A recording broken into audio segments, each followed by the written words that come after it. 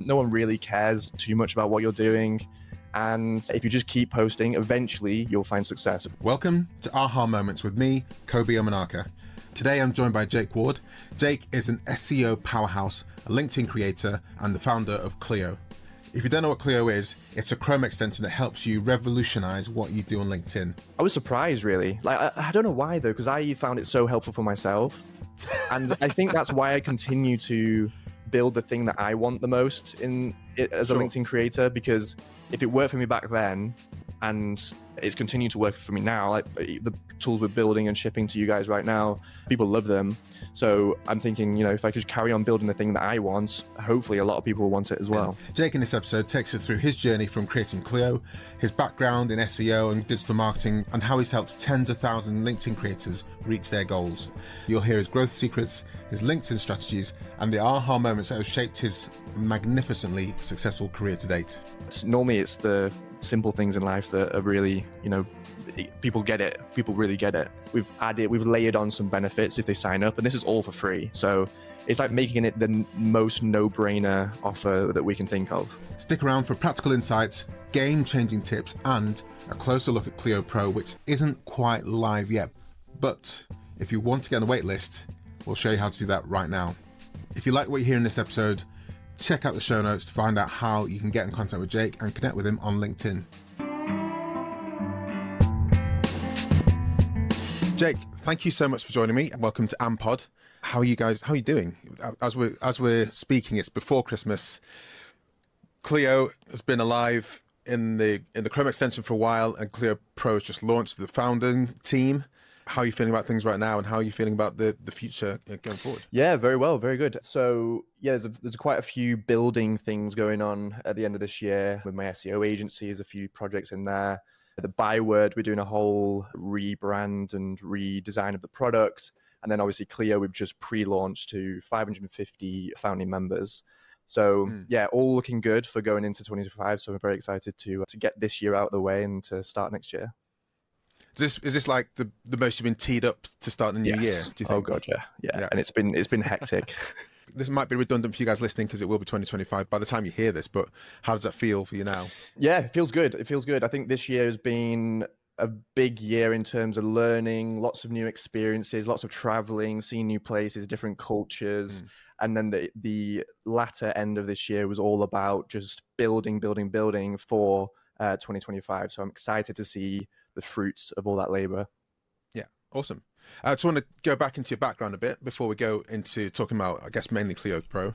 So what were you doing before you became an SEO specialist, SEO expert? Yeah, so I left school at 16 and didn't really know what I wanted to do, but my goal was always to work from a laptop. And in reality, looking back now, that just means have the freedom to work wherever I want to, really.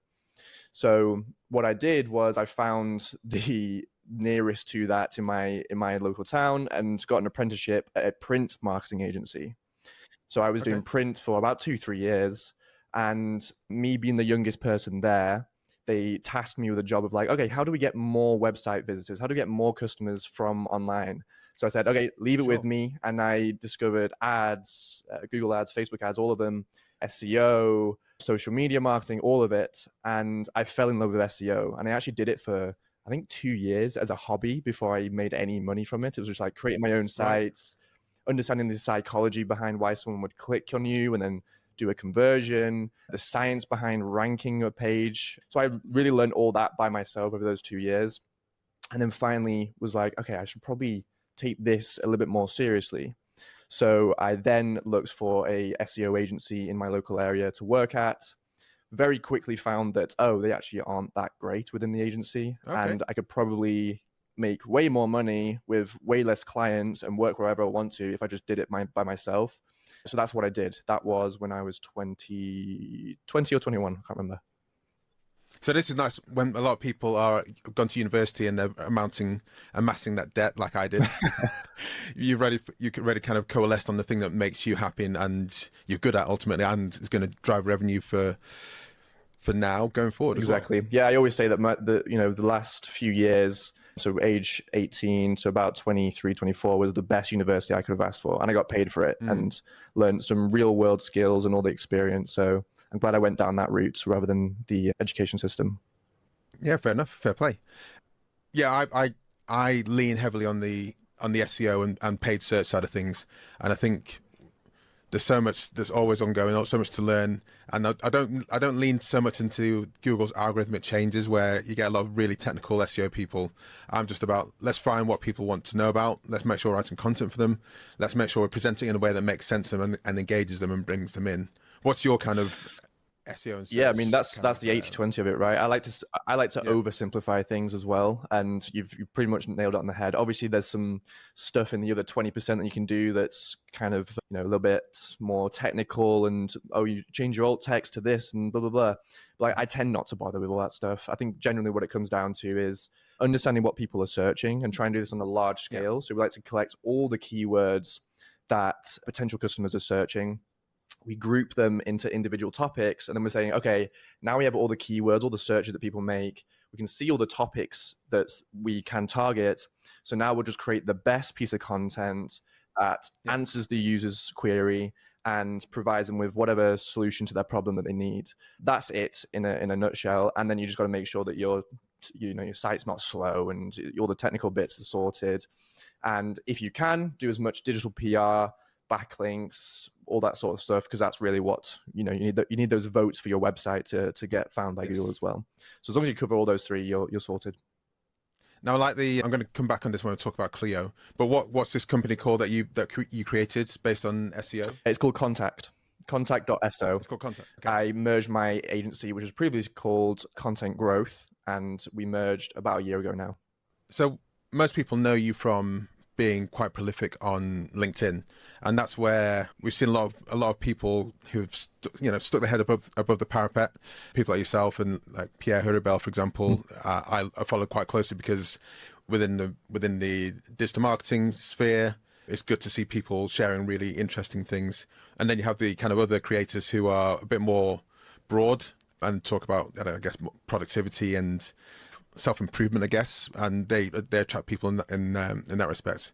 Can you tell me about your focus on LinkedIn? Because this is something that I've started doing a lot more in the past 3 months, which has brought me to yourself. Yeah. So I've been posting for, I think, between 2 and 2.5 years at this point. And the reason I went on LinkedIn is because I looked at all the channels that were available and I was like, no one's really owning LinkedIn from an SEO standpoint. Like, no, I don't see any SEOs dominating LinkedIn like I see them on X, YouTube, etc. So I was like, okay, this feels like a bit of a blue ocean to me and my potential business. I was just a freelancer at the time and started posting. And I think in the first month, which blew my mind, I got like 30 qualified leads. So I was like, oh, I need to build a team. I need to create more content. How am I going to manage everything? So I've just been riding that wave ever since, really. I've just been posting, mostly consistent every day for about 2 years.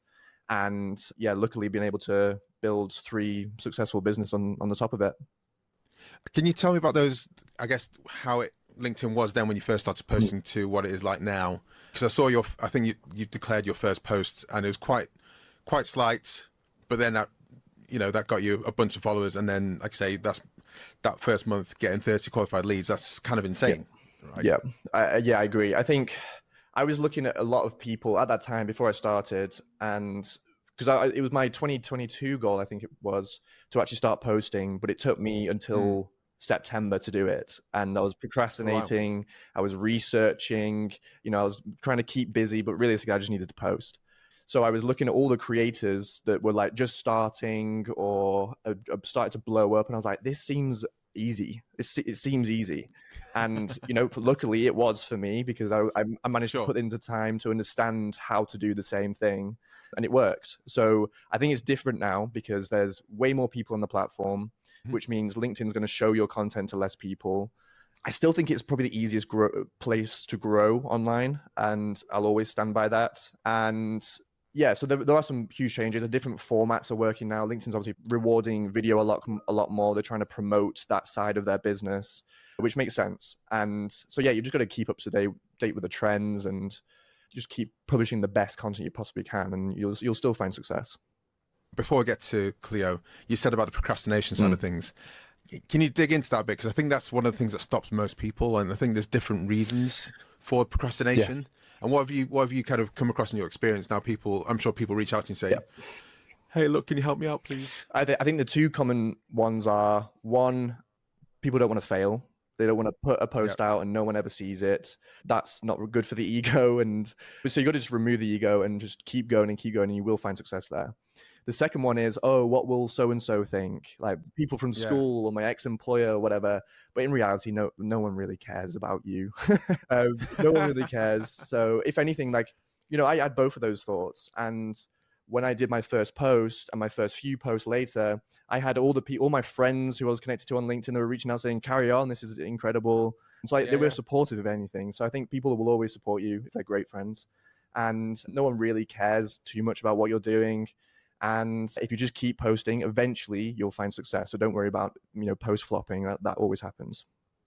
I think that I've noticed when I've seen my friends posting more on LinkedIn or any platform, I do recognize that there is a barrier to entry for people, and I do recognize there is that fear from a variety of different points. So I do always point out, like, dude or mate, keep going. I like what you're doing, and then also just say, look, you'll be able to look at the standard that you have now compared to where you were 3 months ago, and you'll just see that improvement. And don't worry about it. Just keep going, keep pushing through, keep producing content, and you should eventually see success. It might not be tomorrow, it might not be in a year's time, but there will be something from it as long as you have a clear, I guess, strategy and trajectory, right? And I think that would change, his thought process going forward. So I think if you see any of your friends doing it, then try and be as supportive as possible. Give them help, give them advice, and hopefully they'll repay you in some way later on down the line. But I think if you can do that for friends, that's probably the best thing you can do, especially if they're starting their new business and everything like that. Yeah, 100%. Okay, so Kleo. At the moment, there's a fair few apps to help people with their posting on LinkedIn, the strategy, the content. Can you tell me why you made Kleo? And give us a bit of a background and history behind it, and a synopsis. Yeah, it's a funny one actually, because I built it for myself about 4 or 5 months into my LinkedIn journey. So this is well over a year ago now. But I didn't tell anyone about it for like 8 months. I was just using it by myself because it's what I wanted for myself. I wanted to be able to go to someone's LinkedIn profile, see all their top content, and understand how they have achieved what they've achieved, take inspiration from their content, take ideas, post ideas, make them my own. So I wanted that to exist, but it just didn't on LinkedIn. So I got my friend from primary school. Since we were like 9 years old, we've always, been friends and played Xbox together, did everything together growing up. And I reached out to him and I was like, hey mate, can you build this thing for me? And we did, and I think it cost me like £700 or something. Oh wow! Yeah, very very good deal. And but it was very basic. Like it's not the Kleo you see today. It was very scrappy, but it did what I wanted to do. It didn't store any of the data, so every time I had to go to someone's profile, I'd have to refresh their post again, even if I just did it yesterday. So now we're actually storing data. It's a whole different ballgame. So I built it for myself, and then I showed it to a few people. I was like, oh, hey, do you want to use this? Like, I know you said you wanted to analyze and study other creators a little bit more. And they're like, yes, this is exactly what I want. So I was like, the more and more I did that, I realized that, I might actually have something here that people want at a large scale. And then, fast forward a year, it's got 45,000 users. Yeah, insane. I'm sure that's going to improve more and more and increase more and more as this year goes on. Yeah. Like I say, you kind of, like I said at the start, you kind of set yourself up for 2025, and that's available as the Chrome extension at the moment, and that's free. Completely free, and it will always be free, that version. Yeah, fantastic. Because in my digital marketing, with my digital marketing hat on, I know that one of the best routes to success is to look at other creators across TikTok, Twitter, Instagram, and see what they're doing, iterate on it, and importantly, make it your own. So you're saying that thing is important with Kleo as well? Oh, 100%. Yeah, that's the main thing about it. I read Austin Kleon's book, Steal Like an Artist, and it resonated me so much, because that's the way I did LinkedIn without knowing that's what I was doing. It was exactly that. I wasn't stealing content or anything like that. It was more about, I was just understanding the game and understanding what is needed to be taken to win at this. and Sure. taking ideas from other people and making them my own, remixing, repurposing, maybe even citing people if I've taken that much inspiration from them. Like, that was how I did it without reading that book. So when I read it, I was like, this is literally it. So to the point where, no one's actually said this, but Kleo. When you said it then, I was like, oh, I know where it comes from. Exactly. Yeah. But it was that much of an impact that I called Kleo after his last name, without the N, obviously. That's superb. I love it. And I love my film and TV, and there's like often people point out with like Quentin Tarantino, for example, oh my God, he's ripping off this scene from this film.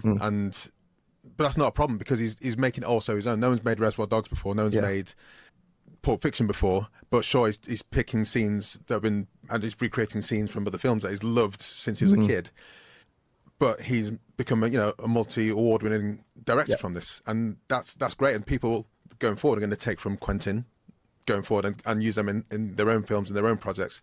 And this is how the world works, right? And there's no reason why that doesn't apply to social media, becoming a creator on those platforms. And with Kleo, I've tried a few of the platforms. I'm not going to name them, but when I use Kleo, I was like, oh, this one's better. And it helped me maybe it's because you're an SEO person. So when I was looking for those kind of more niche SEO or content marketing, it helped. It produced a lot more results for me than the other ones did. So I very much appreciate and thank you for the time you put into it. That £700 you put in, a few years ago. Yeah. No, it was well worth it. So you tell me what's going on with Kleo Pro and where that's hopefully going to lead in 2025. Yeah, so we're looking to launch the official version anywhere in January, February time. But what we wanted to do is get an initial group of people that really loves using Kleo to help us improve the product until that point. They can have early access to everything we're building right now, plus the community, plus any calls that we do, education I provide. They have all those benefits. So we wanted to get a group of those people so we can really hone the product and make it for them when it comes down to it. And very successful in that sense. We've got enough people that we feel like we can have a lot of feedback and really get the product to where it needs to be for the time we officially launch, which should hopefully be January, February time. And then from there, like there's so much we want to build, because I'm essentially building the tool that I want for myself and as well as people, in the founding member community. So we are going from the whole workflow, from ideation, content ideation, all the way to creation, and eventually all the way past creation. So we're even thinking about CRM type stuff where you can actually nurture people that you're creating content for. So we really want to be like the all-in-one platform for LinkedIn, but actually do it in the right way, which I don't think it has been done yet. And with the community as it is now, because I reached out to you because I joined the Kleo Pro team, and I'm really impressed by a lot of the people who are involved in the community and like really giving back and sharing ideas and sharing like, hey, this would be awesome if you did this, and like you guys jumping on that saying, yes, I love that. So that shows that that small community you've started is yielding results, right? 100%. Like I've never been a community person. I always think, oh, they just take too much time and there's not a lot I can gain from it. But I hear all the time that community is the way forward. So I really try and invest a lot of time into it now to really understand how it all works and teach myself. And yeah, I've been proving completely wrong so far. It's been probably the best thing that I've done with this pre-launch. And I think now, as different platforms iterate and change, I mean, recently I got kicked off Facebook because someone hacked into it, and I've no idea how they did it. And everything I tried to do to get it back, Facebook's they're the worst. Can't help you. So now I'm like, okay, maybe now's the time to build my own newsletter. Now's the time to work out how a community could work, just to house everyone that wants to be in touch with me or I want to relate to, in a place that's not touchable by external forces. Really, just own that community, own that space. So I'm looking very much at what you guys are doing, especially because I've just been there right from day one with the community. I'm going to be taking tips. Yeah, the way I see it now is like it's almost your own social media channel, right? Your own social media where you can talk to the people that really believe in what you're building. So yeah, it's been an incredible initiative. I like the notion of building exactly the tool that you wanted for yourself and continuing to do so. And we're going to go into the aha moments in a bit now, but what was that? What's it like when you're asking people, are you interested in this? And they like, almost bite your hand off, or what's that feel like when like, okay, so it works for me, then it must work for other people? Yeah, that's actually my first aha moment I had with Kleo is that initial bit of being like, oh, hey, create a friend, do you want this thing? And being like, this is the best thing I've ever seen. So I was like, oh, right, okay, so this is actually helpful. Because I was like, oh, it's way too simple to be anything worth people downloading, giving us their email for, whatever, or even to be wanted at a wide scale. But normally it's the simple things in life that are really, people get it. People really get it. So that was the first aha moment. It's like, okay, this has some legs. This has a need for creators. What was it like? I don't know. I think I was surprised, really. Like, I don't know why, though, because I found it so helpful for myself. And I think that's why I continue to build the thing that I want the most in it as a LinkedIn creator, because if it worked for me back then and it's continued to work for me now, like the tools we're building and shipping to you guys right now, people love them. So I'm thinking, if I could carry on building the thing that I want, hopefully a lot of people will want it as well. So I love the idea that it's almost like a super MVP. Yeah. Like I said, in the first iteration, it worked for yourself. It was a pain in the ass to use, but also it yielded the results. And then there's that iteration, and there's the kind of improvement. So, I mean, I've got a lot of ideas in my head of things I'd like to just have for myself. So maybe that's a bit of inspiration for me to start building some things, building some projects, a few Chrome extensions. Solving your own problems. That's what it comes down to. This is it, yeah. Solving your own problems, exactly that. So, I guess I don't know if you've answered the first aha moment question, in that you've seen people using Kleo, and they've like almost grabbed your hand, almost bitten your hand off. How do you kind of navigate people to use Kleo in the first place? Then I know it's a free extension, so is it just simply have it, and then the Kleo Pro will provide more opportunities, will provide more features and benefits that maybe if you like Kleo in the free form, then you'll think I need to derive more value, and I'm happy to pay just a bit more for it. Yeah, exactly. We made it as sort of easy as possible to get to the desired outcome. They want content inspiration. They want to be able to analyze other creators. You can install Kleo in about 2 clicks and then go to LinkedIn and instantly be able to do that. So we made it as easy as possible, as simple as possible, from the entering your email to getting the verification, all that sort of stuff. We made it as simple as possible to get to it in about a minute. And we also deliver a bunch of other benefits that they get when they sign up, which is like, loads of different templates and tips from big creators, all that sort of stuff. So we've layered on some benefits if they sign up, and this is all for free. So it's like making it the most no-brainer offer that we can think of. Have you learned anything along the way in terms of kind of user onboarding with that? Were there any mistakes you made where you're like, let's... Oh yeah, for sure. Let's not do that again. For the longest time, we didn't have any emails. We just had a very simple verify email, and we didn't send anything after it. No instructions on how to use it. It's like this was for the majority of the time. We've just been like overly simple, where it's like you download it, install it, and hopefully you can just figure it out. But now we've actually provided a lot of instructions, got a whole guide, as well as all those benefits I mentioned before. Well, I'm sure that really helps with your own headspace and the team's headspace. If you don't provide instructions which are clear, then you just get lots of support requests saying, okay, I've downloaded it, I think. Is it working? Yeah, exactly. What aha moments have you had, and like what was it like when you first realized them, and do you tell people about them as well? I guess I don't think I've ever talked about an aha moment. I think it's quite a unique thing to talk about. But really, it should be the most important thing, within your business. Like, for example, just going back to my other 2 businesses with Byword, we built that before ChatGPT officially came out. And so, explain what Byword is. A blog AI writer that you can use for SEO content, and we've had 75,000 users over the last 2 years now, and we launched it as ChatGPT was becoming more of a thing. It was just before we launched it just before ChatGPT, and we just were riding the novelty and the wow, this is amazing sort of wave with AI at the time.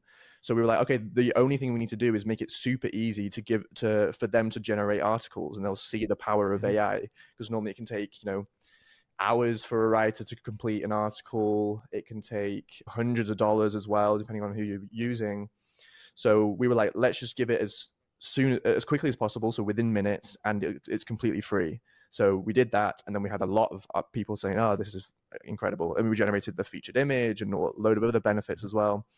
So that's what we did with Byword. And then with the SEO agency, we nailed our SEO, our sales process. We were like, we got it nailed. But then we were realizing, oh, people are getting cold feet early into the plan. And as you know, SEO can take a long time to see any sort of meaningful results. So we were like, okay, how can we just flip that on its head and get results very quickly so they can see they're on the right path, at the very least. So we've actually turned things around where even before they are properly onboarded, so this is before day one. So they've already signed the contract. They've paid our first month's invoice. Before we've officially kicked off, we'll actually do some work. So it's either optimizing existing articles to get very, very quick wins. They're nearly ranking for a few keywords. We just need to do some tweaks. Or it's fixing the huge technical issue that's holding back, hundreds or thousands of traffic. Or should we just create 5 very bottom funnel type pieces of content that are easy to rank for and instantly get them sales that way? So then we launch on day one and we publish whatever the quick win is. And if we plan it out correctly, hopefully by the end of month one, they'll have something to look at and be like, hey, we just got this, even though month one typically isn't the time for that. So they're all the aha moments I embedded into there. And in terms of other companies, when I think about where have I had the biggest aha moment, it's got to be Loom. It's got to be Loom. The idea of saving hours of calls a month just from recording a quick 2-minute Loom video, because on calls you'd talk about what the weather's like and all that sort of stuff, and eventually you're just like, okay, let's actually talk about the thing we need to talk about. Takes 5 minutes and then you're done, but you've then had 30 minutes scheduled out of your day that you have to do that thing. So with Loom now, you just do it in 2 minutes, send it to them, they send one back, and you're done. But it's taken 5 minutes. You can do it very async, and that was the biggest aha moment. And they've made it very easy for you to get to that because it's all free. You have a free plan. You can record it straight away. It lives on your computer. So that for me is the biggest one.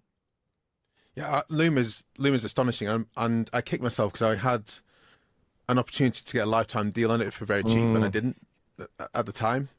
But ultimately it's worth the 20 quid or whatever a month. I'm not sure. Still so cheap. Not that much. Yeah, it was still so cheap for the amount of value it gives. And I use it for SOP processes, like teaching someone how to, when I build a website for them, teach them how to use the website.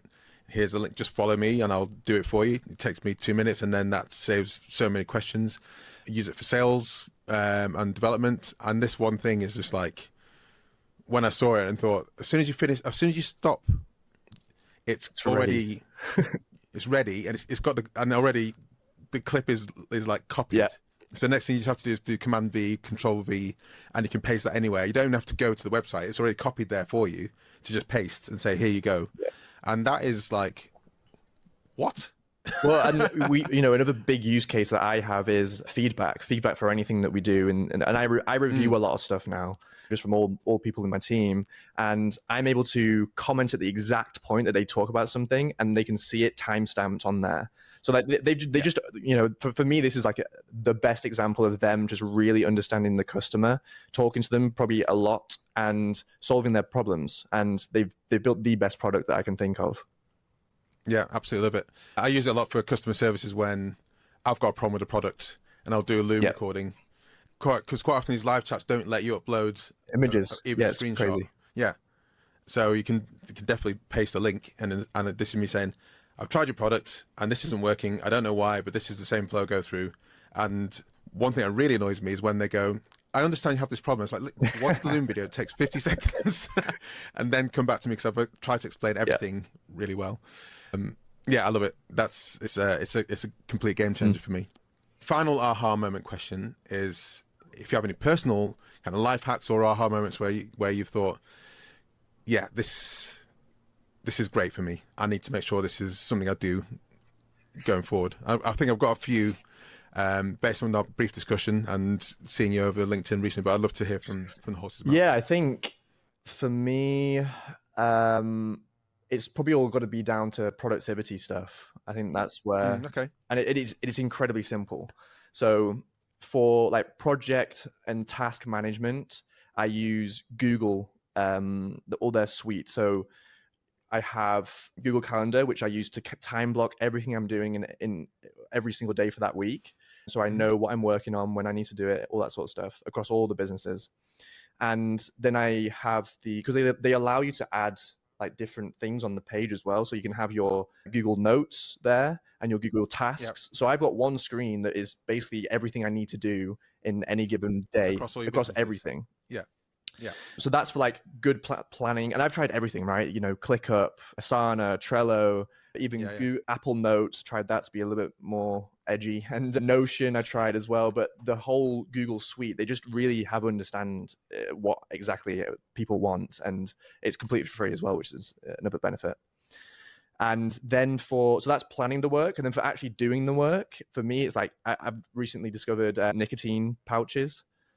And just if you couple that with Hans Zimmer for music, then you're just absolutely locked in. So that's for doing the work, and planning the work is all about Google. I did put a post on LinkedIn, and I something I post about every year. It's like what movie score do you listen to when you're doing work? Because some just like switch me straight into it. For me, it's The Social Network, Atticus Ross and Trent Reznor. Their soundtrack often just like locks me into the flow. So, and I know Hans Zimmer. Some Hans Zimmer award scores I run to and like exercise to, like the Gladiator one, and some just like get my head in the right. Okay, head down, check this out, get going with the work. I thought you might. What some of the ones I observed from just talking now and previously was like for yourself traveling, because you seem to enjoy traveling and being mobile. And you said right at the start, I just knew I wanted to be able to work just from a laptop. So how important is that for you as an OC? Well, I think you can think it might be an aha moment when you achieve all that and you're like, oh, I get to travel around and I have all the freedom in the world. But the grass is always greener with traveling. I find it's like when I want to travel, it's when I've been stuck in one place. Like I'm in Dubai now, I've been here for a few months. I'm like craving a little bit of travel. But then when I'm traveling and living out a suitcase, all I want is a base. So you can never really win with that. So I don't think it's an aha moment. It's more like it's more of the idea of traveling or the idea of having a base that's kind of like that aha. Okay, that's fair enough. Thank you for answering and proving me. So as we record, like I say, it's December. Hopefully this will go out in January, this episode. So where can people look to find Kleo Pro if it's not out now? And it'll be out quite soon after they hear this. Well, we're also building a wait list, so you'll get you'll probably get a little bit earlier access if you sign up to it. It's all for free, and there's probably some other benefits as well. So if you go to kleo.so/pro, we'll have everything there. We're just currently putting finishing touches on it, but we're ready hopefully next week. So definitely before this podcast is out. Perfect. Thank you so much, Jake. It's been great chatting to you and great getting to know you a bit more. And I'll see you on. Well, you got a call later on, so I'll be on that. And thanks for having me, mate. Appreciate it. No problems at all. Thank you all for tuning in to this episode, and huge thanks, of course, to Jake Ward for taking the time to speak with me and to give you and impart his knowledge and information with you guys. Don't forget to go to kleo.so/pro if you want to join the waitlist to join and take part in Kleo Pro, or if you want to use a free Chrome extension, just go to Chrome Extension Shop or Chrome Extension Store, whichever one you want to call it, and then type in Kleo, and you can download it and use it for free and start, revolutionizing your LinkedIn profile and your LinkedIn content that you're putting out there. If you like this episode, please do like, subscribe, and review, and leave a comment. If you're watching on YouTube, your feedback means the absolute world to me and the team, so it would be much, much appreciated for you to do so. And also it helps more people discover and learn from myself and also my guests on this show. Thank you very much. Until next time, keep chasing those light bulb moments.